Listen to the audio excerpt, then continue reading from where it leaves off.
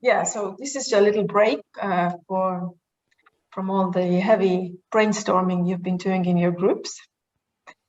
And I'm really pleased that a good colleague of mine, Mats, from the Department of Philosophy, has agreed to discuss with us some aspects of ethics of artificial intelligence and surveillance.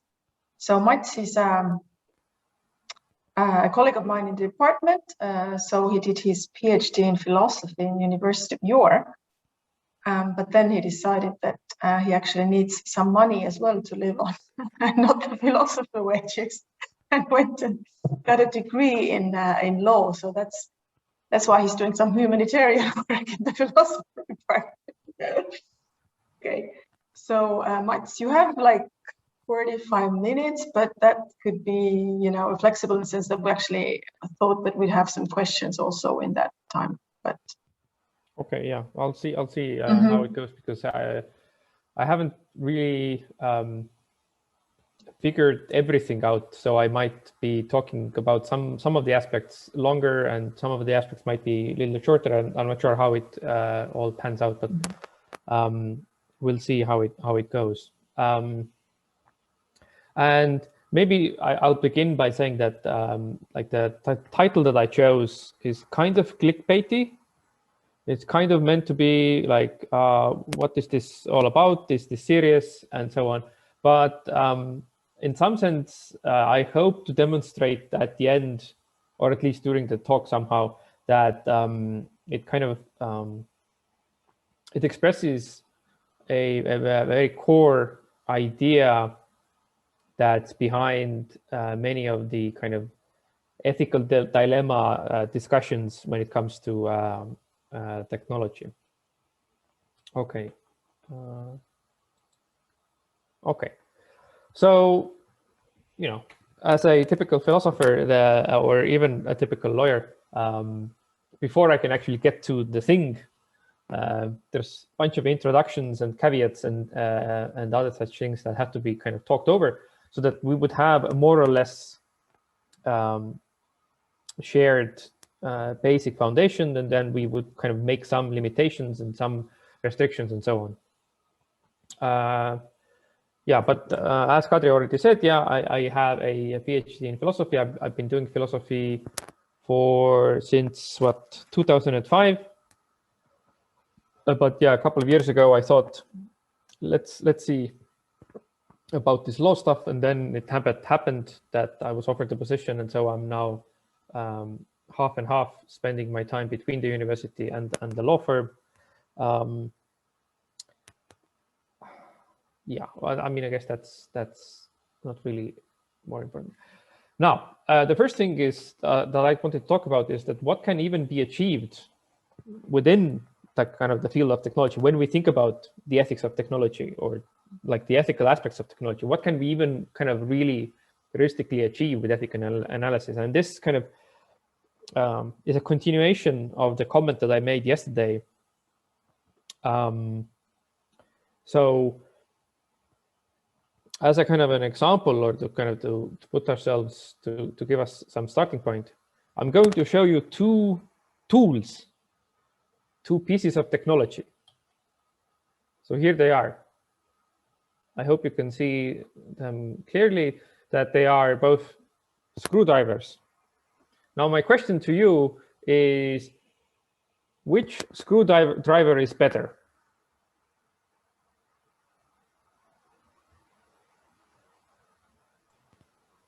The one on the right. So this one. The flathead, yeah. Why is that better? Because you can also use it in the other one, the screws for the other one. It works for both. You are correct. That is correct. It turns out that I really didn't think through my analogy. But obviously, kind of the point that I was trying to illustrate is that is presuming that these two screwdrivers are such that you can use them only to drive specific kinds of screws. Then, of course, kind of which one is better depends on what the end goal is, or kind of what the framework is in which you work. And kind of the idea that I have that with that in terms of the ethical analysis is that if you kind of have a very specific kind of ethical theory that you take and you say, okay, this is the ethical theory, that's the kind of the best ethical theory, or the best ethical theory for this kinds of issues, then the kind of the analysis becomes somewhat simple, because you might say this kind of consequentialist utilitarian ethical theory that says maximize happiness or maximize preference satisfaction, that's the best theory. And if you have that position, then everything becomes fairly simple. Then it's kind of like just like figuring out the empirical facts about the case and then kind of making maybe some value judgments. But still, you have a very clear position from which to evaluate the specific technology at hand. But obviously, we don't really have this kind of position from which we could say that, yes, this is the theory, that's the best theory. So that means, you would have, in very broad terms, you might have like this utilitarian ethical theories, and even those have variations within them. And then you have the deontological theories, and then you have maybe something that kind of is like very pragmatic, like simple, individual value-based approaches and so on. And then in this mix of different kinds of approaches, how you can kind of answer the question. I think that kind of brings out, in some sense, kind of the futility of ethics when it comes to these very specific, concrete technological situations. Because if we don't really have a standard by which to measure kind of which is the best theory, then we don't really have a standard by which to say you should kind of use this analysis, and then if you have that analysis, you can reach the right conclusion, or you can reach kind of the full conclusion, and now you can say you solved ethics for this particular situation. So the point is that I'm trying to make is that at best what you can hope for is to show that you've done enough thinking about the issue, and then kind of you weighed the different possible options, and then whatever you did choose at the end, you can say, at least I made a conscious decision, and these are my reasons, right? So that's like kind of like one thing that is worth keeping in mind when trying to figure out, the ethical issues or the ethical questions or implications of technologies. Okay. Now, and the second kind of thing is, especially when it comes to technology, is to kind of think about where do moral norms and ethical values even come from. So we might say, yeah, sure, this is kind of like a philosopher's job, and then kind of the philosophers think about it, and then they somehow transfer it to the society, or maybe they come from God or whatever. But kind of in very real life terms, norms, what we consider to be moral or what we consider to be kind of what you should do, depends on what can be done. And here the kind of the interesting thing is that once we have certain kinds of technologies, then certain new kinds of things become possible. And then certain things that were impossible are now possible, and these are the things that change our norms. So when we think about kind of the ethical implications or the ethical kind of questions of certain technologies, we have to keep in mind that those technologies themselves change the kind of the environment in which we even evaluate this thing. So there's somehow kind of like this adaptation that's going on. And I guess like a good example of this would be in vitro fertilization. So something that wasn't possible at certain point, that then became possible and raised a lot of ethical questions and worries, but now kind of has become such a normal part of our world that we kind of rarely even think of or question its ethical kind of implications, or at least in the kind of in some sort of kind of negative way.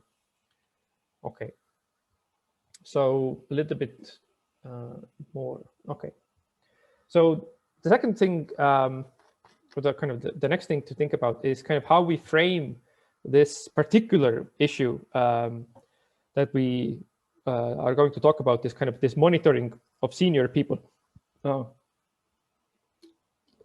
So in moral philosophy, there's a distinction being made between moral agents and moral patients.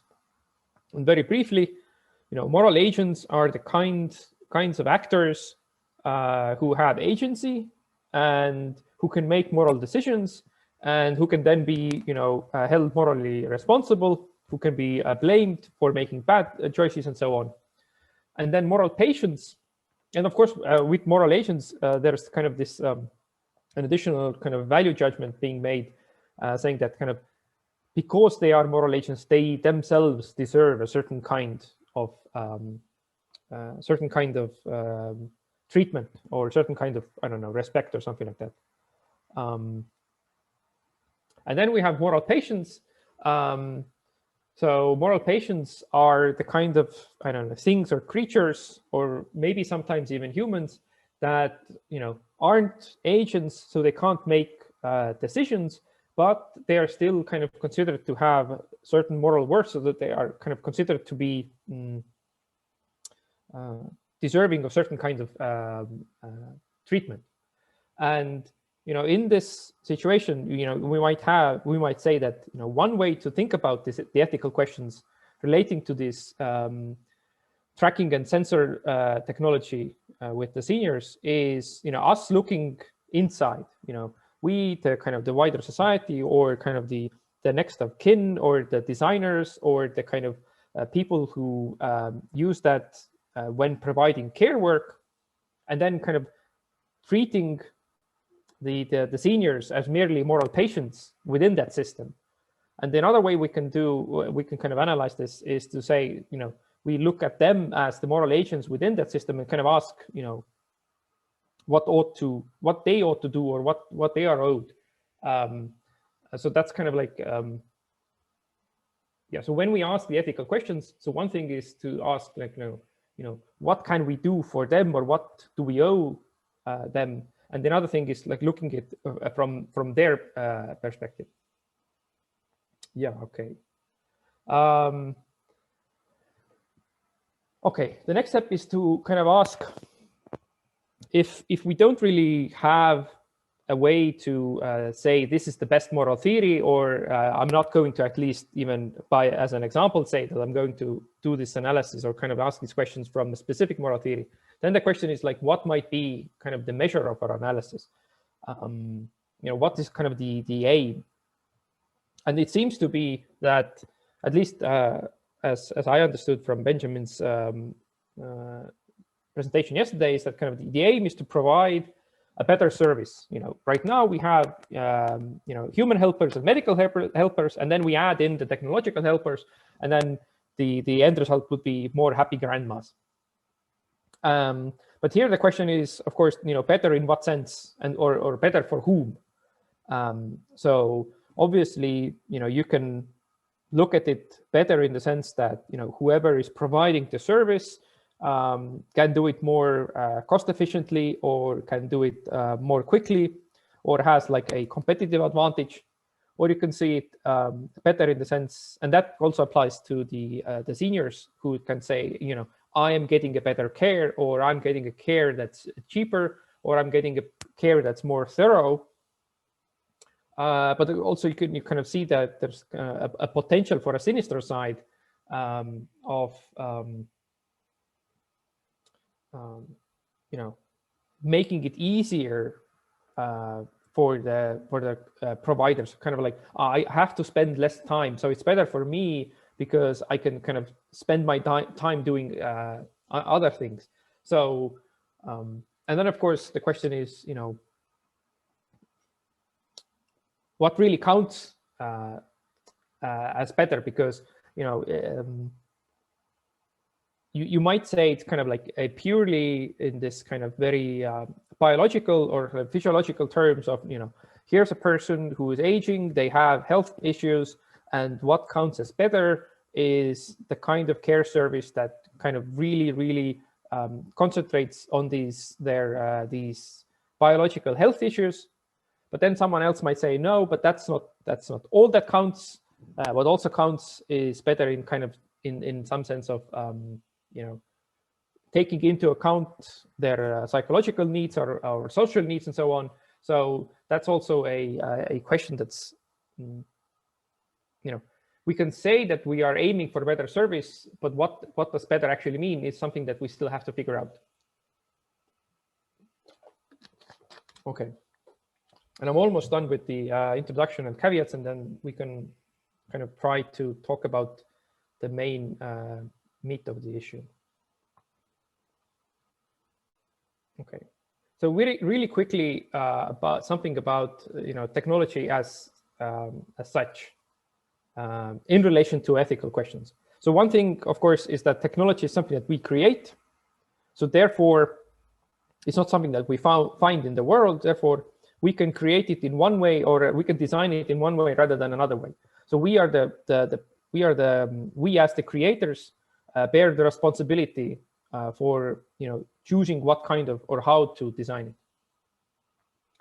Now, secondly, technology, at least to me it seems, is something that's neutral in the sense that technology itself doesn't really have a very clear this kind of ethical dimension in the sense that it's kind of like bad or good. And we can think of all sorts of things, starting from hammers to gunpowder, that we can clearly see that gunpowder on its own isn't something that's ethically bad or good. You can use it to create fireworks, which is pleasant to watch. You can use it to blow up certain things that are you need for construction or mining or whatever, but you can also blow up people, right? So the way we use technology is what's important. I already talked a little bit about how technology changes norms, and then finally technology is a amplifier. So especially this is relevant in our case, where we might say that if a senior person is living in a care home, then in some sense they are being surveilled or they are being tracked by the human caregivers all the time. But it's never omnipresent as a technological solution would be. And there the question is like, is this amplification such that it would kind of change not merely kind of the quantity of the activity, but also the quality of the activity. As a kind of another example, we can think of Amazon, right? So clearly, employers have an interest in tracking their employees and keeping kind of certain kind of tabs on them and making sure that they are actually doing their work, and then kind of measuring somehow their performance and so on. And that seems like normal, but the way Amazon has kind of started keeping track of their, especially their warehouse workers, is so omnipresent, like so much always there and so exact that it seems that it's already a different kind of an activity. Okay. So now we can finally maybe get to the meat of the issue. Yeah. Okay, so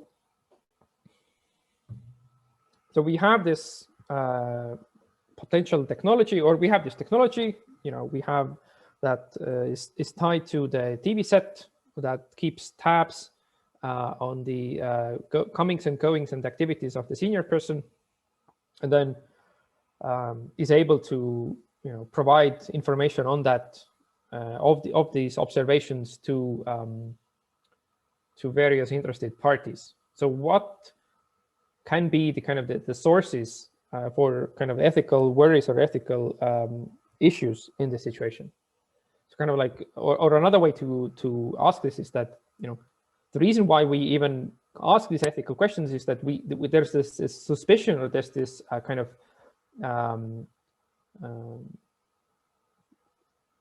fear that there's we might be doing something that's wrong. We might be harming somebody. So where can the harm even come from? So one thing is, of course, that the harm can come from if the the system is misused by the operators, right? So if the that's a case where the system is essentially used to spy kind of directly after the seniors. They're going above and beyond what the system was initially meant for, or using that information that's been gained in a way that's not really how it was designed. So then we might have a situation where we design a system to, I don't know, somehow guide people's lives or guide the seniors' lives, or provide some sort of a input to people who actually then make decisions then that guide the seniors' lives. And the harm might come from a way where kind of like where we create a system, or we create these machines that I don't know, make decisions for us or make recommendations for us, and then there's no kind of like human intent behind it, but the end result is that we are in a world that we don't really want to be. And then, of course, we can have malicious actors, in the sense that somebody either hacks in or something like that, and then we can have this I'm here calling like this philosophical harm to privacy, or kind of this philosophical harm, where everything is working as it's supposed to work. So there's no malicious intent anywhere. There's no kind of accidents anywhere. So there's no everything is working properly. But then we still feel that something is awry. Something isn't really correct. And that's kind of the last case that I'm limiting myself to, because obviously, if the system isn't working as intended, or if somebody is misusing the system, then that creates a whole different set of ethical questions. But I'm trying to limit myself only to a situation where, okay, so we have the system that's meant for monitoring and then informing people about these this data that's being gathered, and then the question is, is there something wrong with that, or what can go wrong there? Okay, so now when we ask ourselves, okay, we have this new potential, we have this new technology, what can go wrong? So it seems that we can kind of have two extreme responses to this situation. So essentially what we're asking ourselves is like, should we use this technology, or if we use it, then how should we use it to kind of like either minimize the potential harms, or kind of even figuring out if there even are harms. Okay. So one response is what I've here called a conservative response. And there we might say that, everything that's kind of new, or everything that's, amplified to the degree that it's kind of starts to seem like it's completely new technology, we might kind of react to it with suspicion, or trying to put limits, trying to put restrictions on it.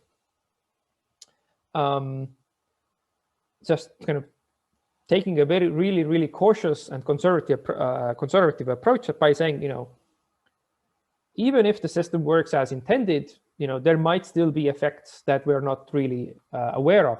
So if we go back to the gunpowder example or the hammer example, then even if the fireworks works as intended, and then nobody really is kind of like using the gunpowder to kill people, there's still stuff that can happen, that can go wrong, that we didn't really foresee, right? So it's kind of like, let's really be cautious about this. The issue here is that, of course, we may miss out on actual benefits. So if this is the kind of technology that can make our lives better, and we regard it with suspicion, then we may miss out on actual benefits. And then, of course, the second kind of question here is that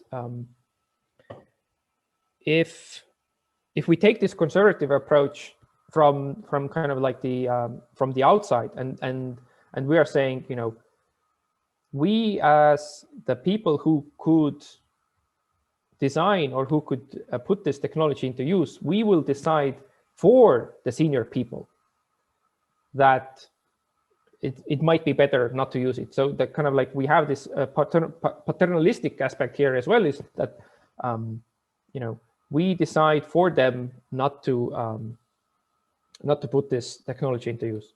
And then, of course, we might have the liberal approach, like very open and experimental approach. And this is something that I think that has kind of this very clear transactional nature, where we kind of trade the benefits of the technology for something else. And here, when we're talking about transactions, clearly the issue would be consent. And I guess the kind of the problem with consent within this context is that we have to ask, I guess, like 3 questions. So one thing is on a kind of very abstract philosophical level, is if this technology will bring certain kinds of intrusions into people's lives, then is it even the kind of thing someone can consent to? And this is something that will definitely depend on which kind of ethical theory you will adopt, because you can say, there are certain things people can't consent to. If you can't consent to being treated inhumanely, for example, and then you might say, consenting to being used or kind of being tracked by this technology is kind of falls within that area, and then you can't really consent, even if you wanted to be tracked, you couldn't consent. Now, the second thing is, would these seniors have all of the relevant information and all of the relevant capabilities of actually even making this decision? So there's been plenty of there's been in recent years a couple of studies on kind of the attitudes and the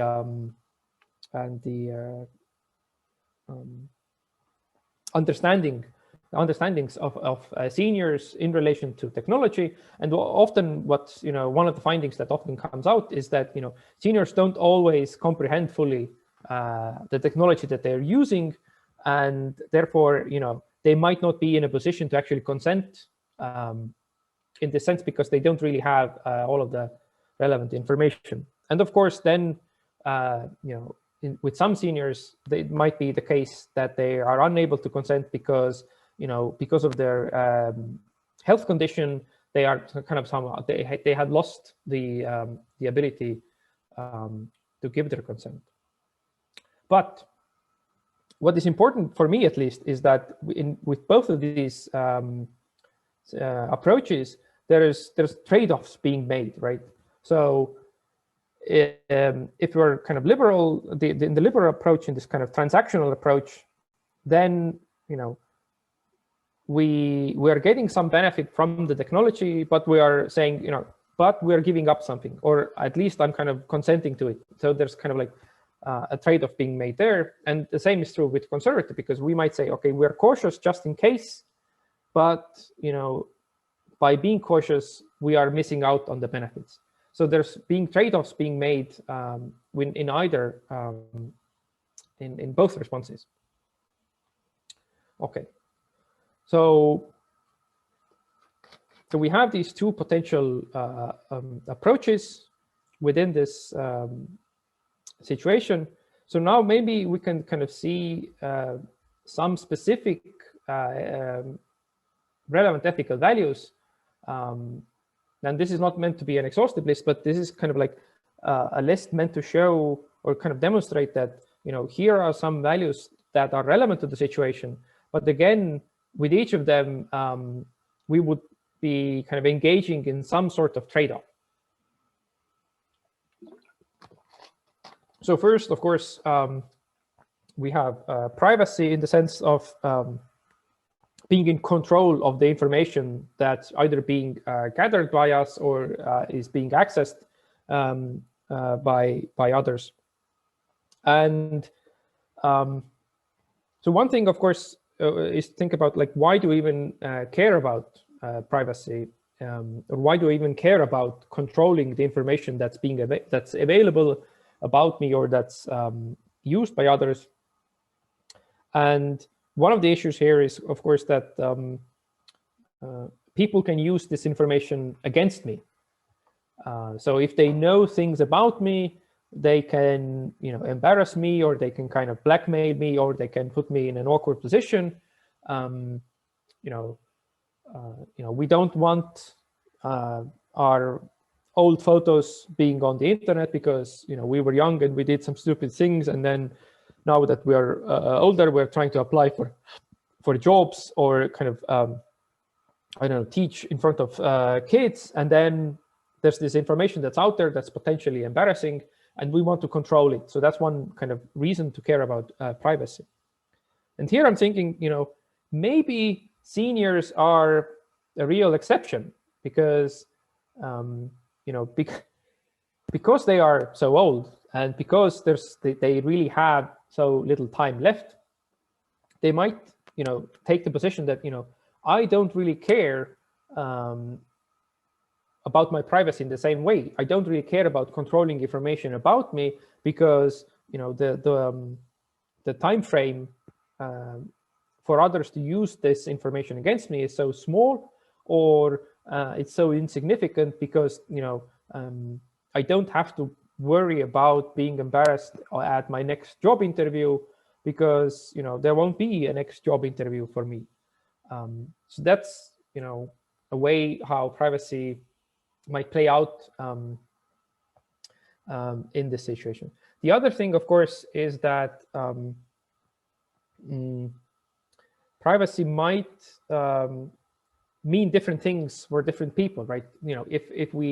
If we understand this in terms of controlling information, then we can never know what type of information people want to control about them. So someone might be, find it really important to control information about how they get dressed, right? Another person might be worried about, if someone sees them crying, or someone might be embarrassed, or someone might want to control the information about themselves, of how they sleep, and so on. So there's always kind of going to be a different amount, or different levels, and different kinds of information that people want to control about them. But at the same time, when we compare this potential technological solution to a human solution, we might say that even though the technological solution is kind of looking at the seniors all the time, they are at the same time much more trustworthy. So they are much less likely to kind of abuse the system. They're much more trustworthy, or they're much more reliable than humans are. And also, as it was pointed out in the discussion yesterday, is that if there's a machine that's following me or kind of tracking me, then the need for a human to track me is decreased. And if the machine is tracking me, it's not like there's a kind of an agent on the other side looking at me. So it's in that sense, it's really, really very passive. So using these machines and kind of bringing in the humans only when needed to might be something that actually helps to control people's information about them. So again, there's a kind of a way to increase privacy, but there's also a concern about decreasing privacy. Okay, so then we have autonomy in the sense of being able to be in control of your own actions. And here, of course, we have the question of like, okay, so we have these seniors, they have, health problems related to their age. We're worried about them. We want to make sure that they get the help that they need. In order for us to provide that help, we need to monitor them, right? And if this monitoring is done by humans, we might have to make sure that the seniors and the humans doing the monitoring are in the same kind of physical space. And that means that we are, in some sense, controlling the actions and the lives of the seniors. Now, the technology that we can use to monitor them remotely is a way to increase their autonomy, in the sense that we can kind of have them be more on their own and more independent, because we can know that we are always keeping an eye on them by using this technology. And of course, when the system that's monitoring them and kind of making conclusions or making recommendations or making maybe even kind of giving commands, then we might say, okay, now we have a system that again is kind of decreasing their autonomy. So if the kind of a little alarm goes off beeping saying you are not being active as you should be, then it's a question of like the person not being enabled, or the person being not in control of their actions sufficiently. But at the same time, if the system is really for the benefit of the person, if it really helps them to be more healthy, or helps them to live a longer life, or helps them to overcome certain issues, then we might say that it's actually in the long term increasing their autonomy, because it helps them to live the kind of life they would want to be living. And then finally, a thing that I wanted to talk about was dignity. So in the sense that people have dignity, in the sense that they deserve to be treated in some manner. And again, we might say, okay, so if people have dignity, they deserve to be treated as sometimes said, as ends in themselves, not merely kind of objects or instruments. Then we might say that this kind of technology that would be used to monitor and track people doesn't really treat them with dignity, because it kind of relegates them to these machines, right? But the counterpoint, of course, would be that no, it actually increases their dignity, because again, machines are more reliable than humans. Machines, are never angry. Machines are never kind of don't react with disgust.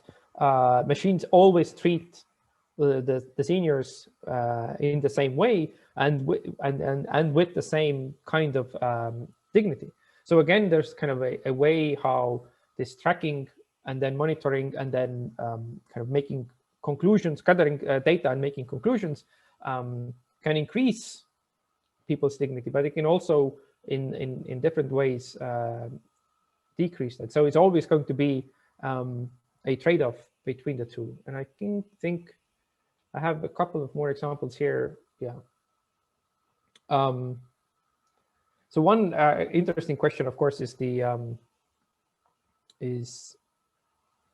if we look at this technology in the context of a kind of care facility, then we already have a situation in which people have moved away from their home. Therefore, they have already conceded part of their privacy. And then the question is, okay, in this environment, maybe we should be applying a different set of standards for privacy. So as just the same thing as if you go, I don't know, into the supermarket when they are opened again next year. You go to the supermarket, and then you're in a public place, and there you don't have the same kinds of expectation of privacy that you would have in your backyard or in your apartment. And that's that might give us reason to think, okay, so maybe therefore we can be more relaxed with all sorts of privacy concerns in these situations. But at the same time, of course, the counterpoint would be that no, just because people have already conceded part of their privacy, that should make us even more careful about kind of any further encroachments into their privacy. So the point that I've been trying to be making here is that if you want to solve ethical dilemmas or kind of do kind of an ethical analysis of technologies, then unless you have some way of choosing the best ethical theory or the best moral theory, which I don't think you have, then you won't ever get fully solved, like true correct answers. Therefore, the only thing that you can do is to consider and think the things through, and then at least have the story that you can tell. And then when you're doing this thinking through, then you will, whatever kind of starting position you take, whether you kind of take a cautious position or you take a really relaxed position, you will always be facing, trade-offs, either between different kinds of values or different kinds of aims, or even within that very same value. And all you can really do is be aware of the kind of the decision points, or be aware of the influences, and then just kind of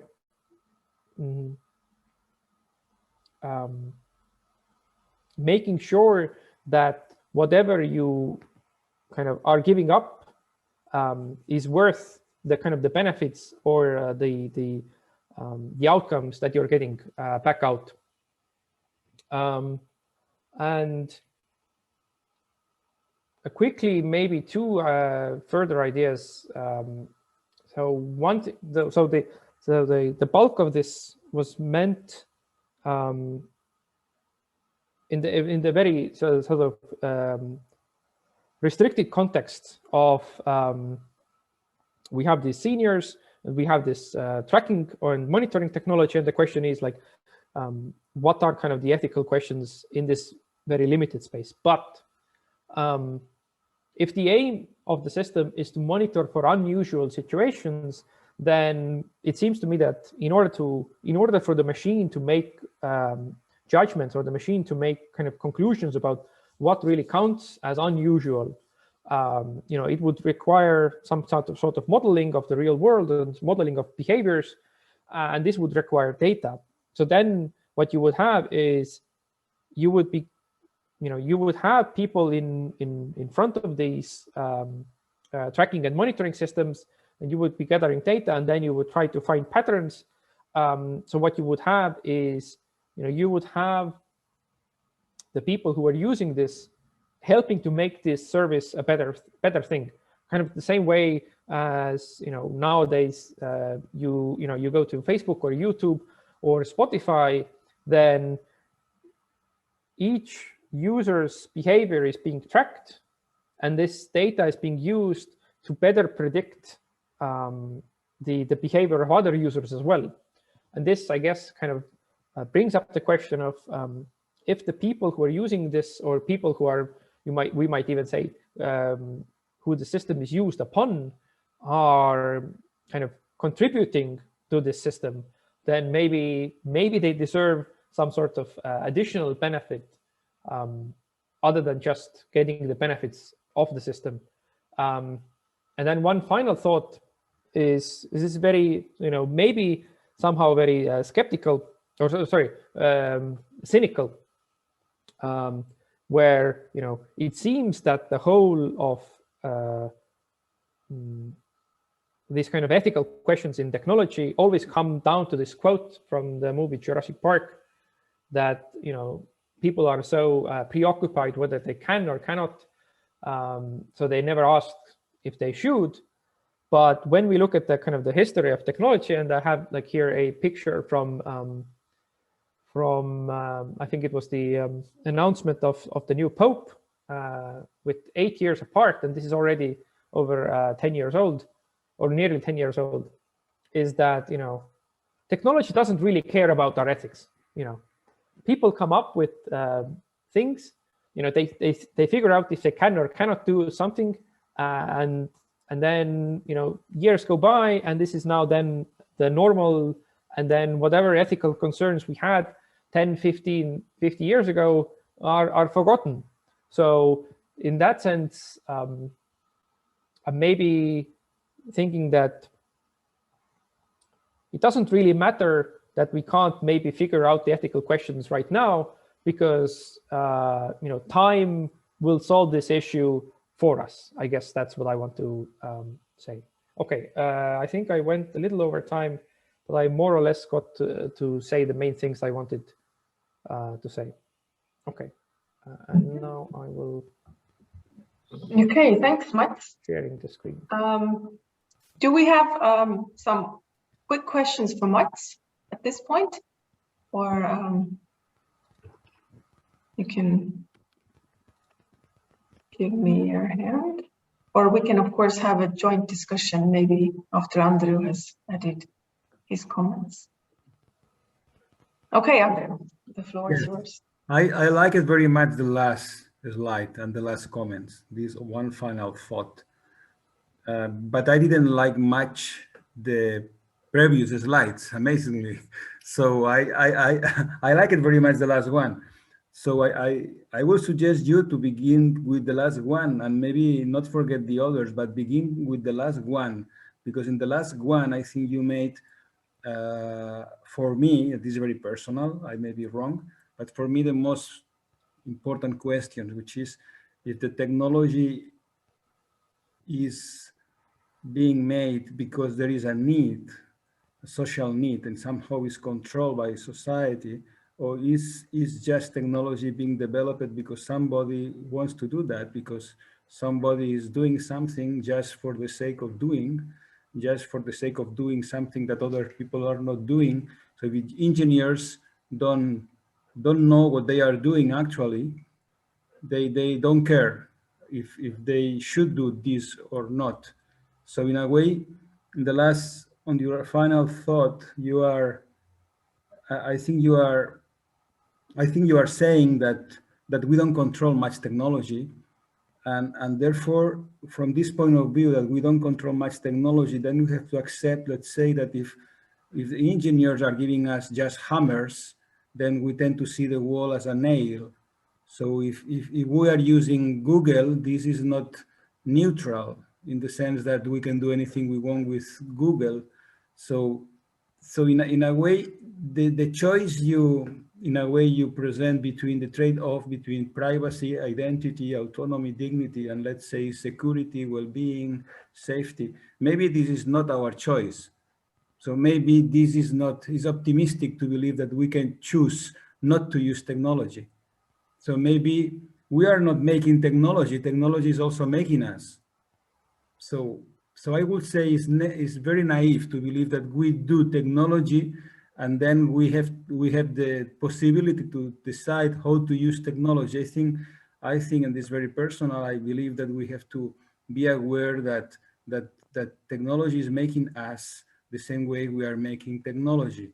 Of course, I'm following the initial thoughts by Heidegger, and then by Jacques Ellul and by many other philosophers, which will become part of the conservative branch, you say, of the religious, and the deep ecology is also part of this idea of kind of, you know, being aware that the technology we are doing maybe is very useful, but it's not sure that it's meaningful for us. And sometimes we do technology even though it's not useful, but because the meaning it has for the people that are doing that. So it's kind of a, I will say, negative view on that. And there is also a secular view. You said liberal, I will call secular, saying that actually we can be, and modern, so we can be very optimistic. We can believe that we control technology, that we decide what we have to do. We have a project for the future.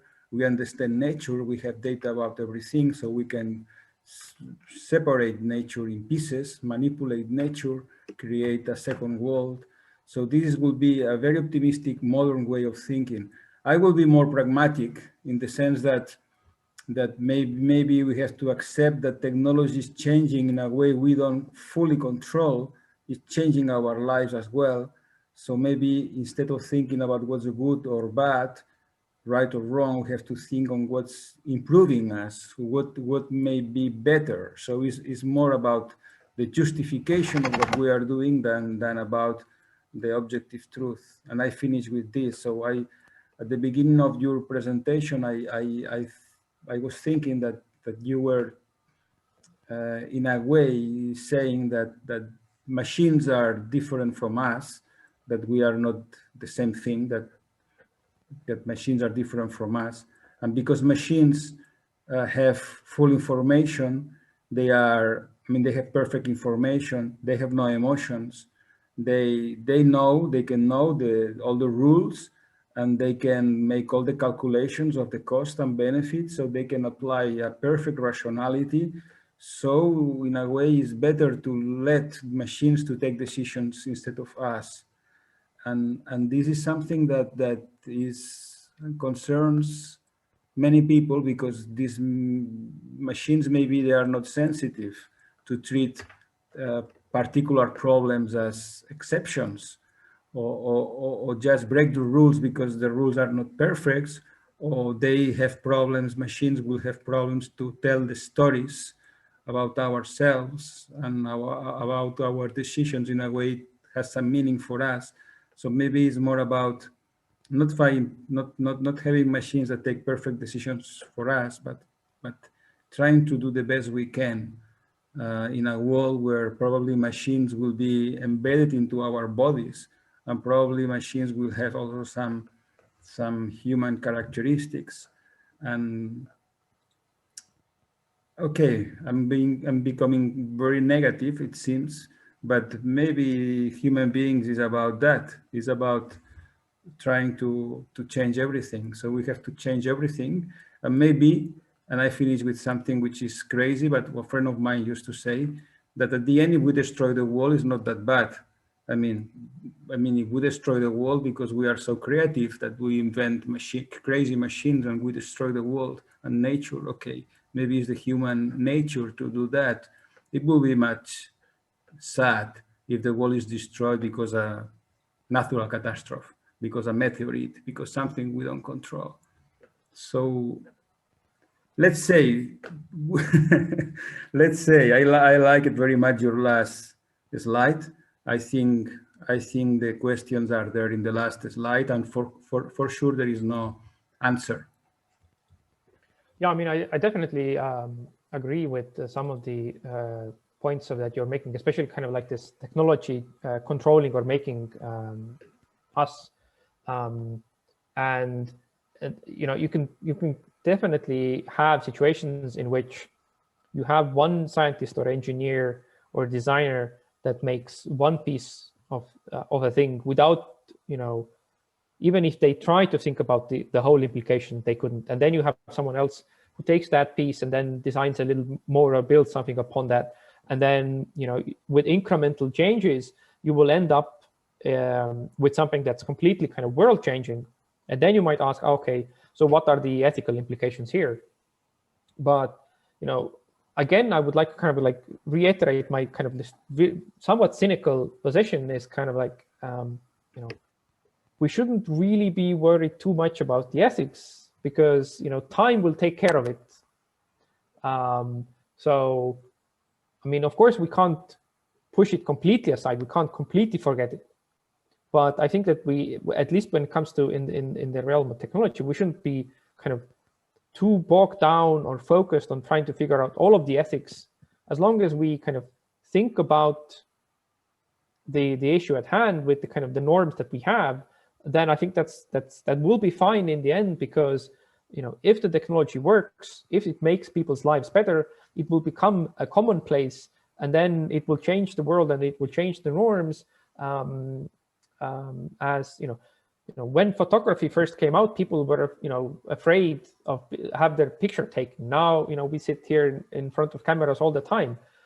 So you have these instances throughout history where, you know, people have their concerns about a certain technology. Those concerns might also be ethical concerns. And then time goes on and we realize, you know, it's fine. It's fine. So, so yeah. I have a question. Yes. It's very nice when I hear you shouldn't worry about ethics because time will take care of the ethics. What am I supposed to do, you know, concretely when I'm not discussing philosophically with very nice people around the table and come up with a solution and try to be more or less ethical, more or less good, whatever it means. When I'm a technology provider and I should find ethical solutions. So here we say, okay, time will take care of the ethics. That's good. That's nice. But time, I believe we're not speaking about the same time frame. Yeah. As my time frame. Yeah. Okay. I mean, what I would say in your situation, or like as advice to you, is like,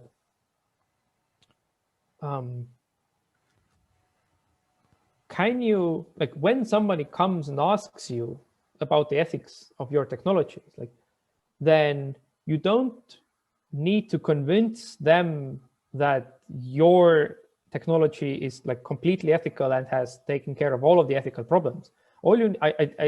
It seems to me that all you need to convince them of is that you took the time to think about these things and you made a considered decision about how you will employ this technology.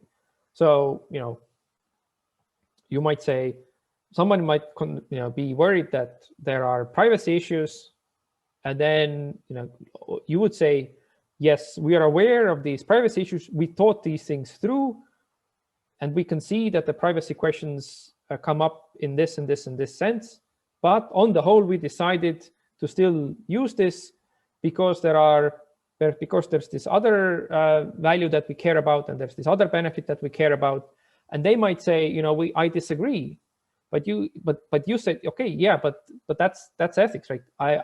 I thought about this issue. Here's my story, or here's my reasoning of what I thought about this, and that's basically all you can really do. In this. Of course, there's a separate line of questioning, or separate line of issue is if there is a kind of an industry standard, or somebody says, you know, I don't know, European Union was trying to come up with a kind of a framework for ethical AI, and then kind of give guidelines for that. And if there's a document like that, then everything becomes much easier, because then you can just say, okay, here's a document, point 1, point 2, point 3. And that's why, for example, like legal analysis is somewhat easier, because you know, there you have, in some sense, you have the correct theory at hand, and you just have to check whether your technology meets the criteria set out by the correct theory.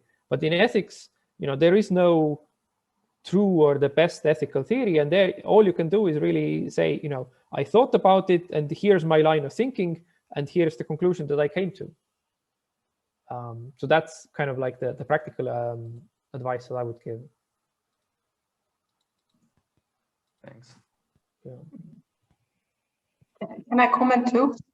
Yeah, of course. Yeah. Yeah, I think what is useful for today's context of our discussion today is to draw this old differentiation between ethics and morality. I mean, etymologically they are the same thing, but and of course I think people in everyday life use them as synonyms.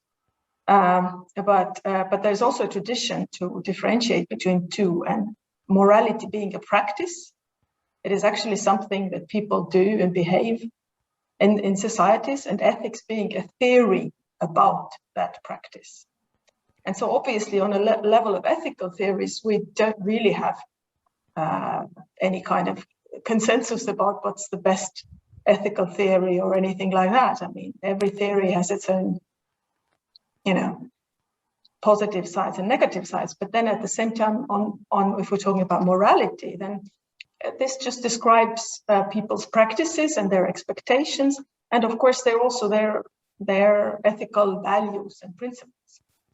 That I think, and then for Benjamin's question, I think, you know, you can come up with a technology and say that, well, I cannot have a good ethical, in a theory sense of the world, judgment about that technology. But obviously, in terms of morality, people will perceive this technology in certain ways, and they will see it as a benefit, or they will see it as containing certain harms that then the technology developer would have to still take into account, even if on the level of ethical theory, you know, there is no judgment or good final judgment about the correctness of that technology. So I think we'll have to incorporate also this fact of morality as a practice.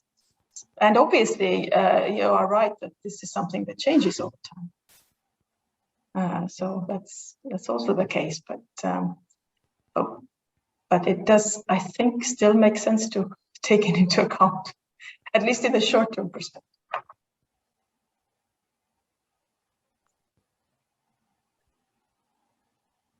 Any more questions or comments?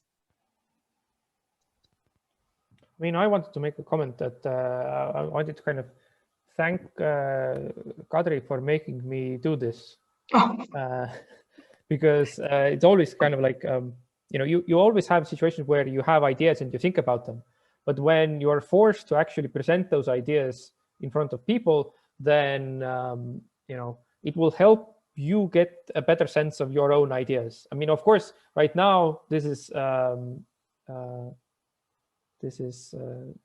only the beginning, but I can already kind of see much better where my ideas on this issue are going to go. Excellent. I hope this is also helpful for the students and didn't confuse them too much.